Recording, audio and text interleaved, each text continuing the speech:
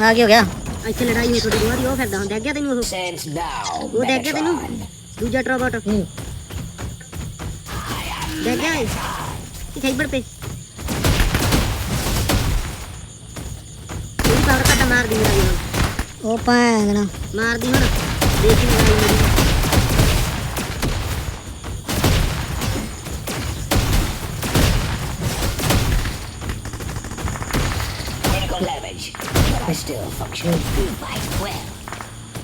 ਮਾਰ ਦੀ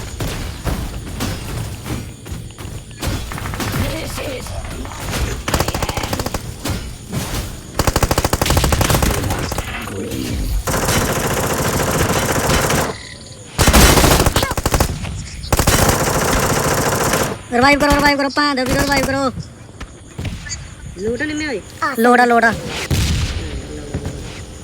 ਇਹਦਾ ਖੂਸਣਾ ਸਾਲਾ ਤੂੰ ਨਹੀਂ ਗਾਂ ਨੂੰ ਤੈਨੂੰ ਨਹੀਂ ਫੜਾਉਣਾ ਮੈਂ